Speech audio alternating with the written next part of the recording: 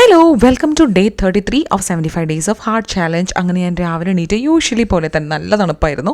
ഇന്ന് ഉണ്ണിക്കുട്ടി സ്കൂളിൽ പോയിട്ടില്ല കേട്ടോ, ബിക്കോസ് ഇന്നും അവന് നല്ല കോൾഡും ചുമയൊക്കെ ഉണ്ട്.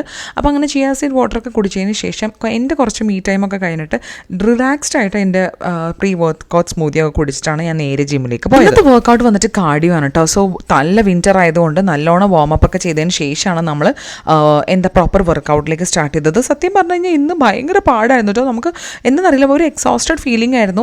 ഞാൻ യൂഷ്വലി ലെഗ് ഡേനും കാർഡിയോനുമാണ് എൻ്റെ പ്രീ വർക്കൗട്ട് സ്മൂത്തി മുടങ്ങാണ്ട് കഴിക്കുന്നത്, ബിക്കോസ് ഒരു എനർജി കിട്ടണമെന്ന് തോന്നാറുണ്ട്. അപ്പോൾ നമ്മുടെ സ്മൂത്തി തെറ്റിയിട്ടൊന്നുമില്ല, പക്ഷേ എന്താണെന്നറിയില്ല, ചെയ്യാൻ വേണ്ടി ഒരു ഇച്ചിരി ബുദ്ധിമുട്ടായിരുന്നു. പക്ഷേ അത് തന്നെ ബാക്കിയുള്ള ഫ്രണ്ട്സൊക്കെ പറയുന്നുണ്ടായിരുന്നു ഗ്രൂപ്പ് ക്ലാസ്സിൽ. അപ്പോൾ may be because of the climate ആയിരിക്കും ഇച്ചിരി ബുദ്ധിമുട്ടുണ്ടായിരുന്നു കേട്ടോ. എന്നാലും നമ്മളൊരു കണക്കിന് നമ്മൾ റെപ്സൊക്കെ കംപ്ലീറ്റ് ചെയ്യുന്നുണ്ടായിരുന്നു. പിന്നെ നമ്മുടെ വർക്കൗട്ട് ചാലഞ്ച് വീക്ക് ആയതുകൊണ്ട് തന്നെ ലെഗ് റേസ് 25 റെപ്സും വാൾ സിറ്റ് 1 മിനിറ്റും സ്കിപ്പിംഗ് 100 കൗണ്ട്സും നമ്മൾ ചെയ്തു. ഇതൊക്കെ ചെയ്ത് കഴിയുമ്പോൾ നമ്മുടെ ട്രെയിനർ സ്ട്രെച്ച് ചെയ്യാനുള്ള ടൈമായി എന്ന് പറയുമ്പോണ്ടല്ലോ, ഇതെന്തെന്തോ വലിയൊരു ആശ്വാസം കിട്ടിയൊരു അവസ്ഥയാണ് കേട്ടോ. അപ്പോൾ അങ്ങനെ നമ്മുടെ സ്ട്രെച്ചിങ് ഒക്കെ കഴിഞ്ഞിട്ട് ഞാൻ നേരെ എൻ്റെ 1 hour വാക്കിന് വേണ്ടി പോയി വന്നതിന് ശേഷം ഞാൻ എൻ്റെ പ്രോട്ടീൻ ഷേക്ക് കുടിച്ചു. വാവനായിട്ട് കുറച്ച് നേരം ഉണ്ണിക്കുട്ടി ടി വി കണ്ടുകൊണ്ടിരിക്കുകയാണ്. എൻ്റെ വീഡിയോസ് കണ്ട് മോട്ടിവേറ്റഡ് ആയിട്ട് എത്ര പേര് ചാലഞ്ച് സ്റ്റാർട്ട് ചെയ്തിട്ടുണ്ടെന്നൊന്ന് കമൻറ്റ് ബോക്സിൽ കമൻറ്റ് ചെയ്ത് പറയാൻ വേണ്ടി മറന്നുകൊണ്ടാണ്, ബിക്കോസ് എനിക്കത് അറിയാൻ വേണ്ടിയിട്ടുള്ളൊരു ക്യൂരിയോസിറ്റി കൊണ്ടാണ്. സോ നമുക്കിന്ന് ബ്രേക്ക്ഫാസ്റ്റിന് പുട്ടും കടലയായിരുന്നു.